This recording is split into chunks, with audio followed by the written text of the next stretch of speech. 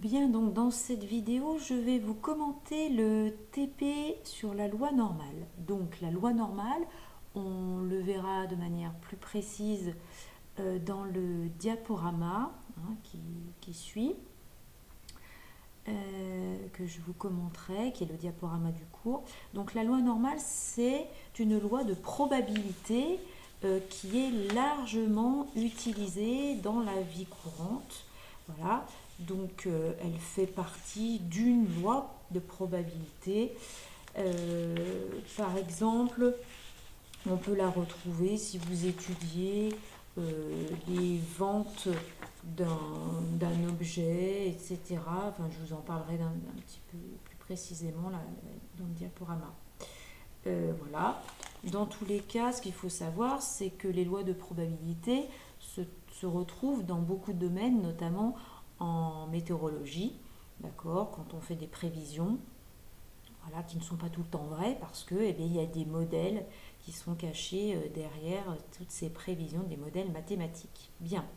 Alors prenez le TP devant les yeux, TP loi normale. Donc je vais vous le commenter parce que c'est vrai qu'il n'est peut-être pas évident. Donc il utilise GeoGebra.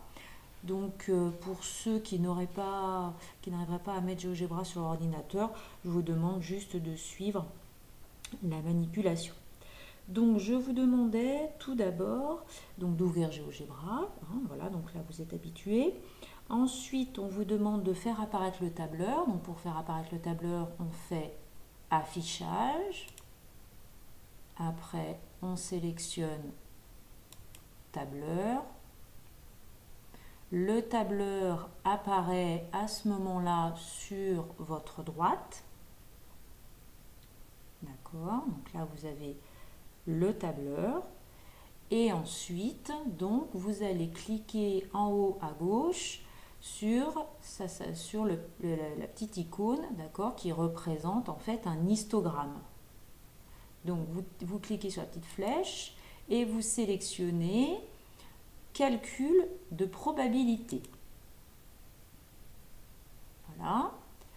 À ce moment-là, apparaît sur votre droite un graphique avec cette fameuse courbe très particulière de la loi normale. Vous voyez, ça fait une cloche. D'accord? Et donc, dans cet exercice, on vous demande de changer cette lettre qu'on appelle mu. D'accord? Donc ici, pour l'instant, c'est 0. Et je vous demande de mettre dans le TP moins 0,5. Et pour nu, 0,5. Ensuite, ici, au niveau de P, on vous demande de mettre moins 0,5.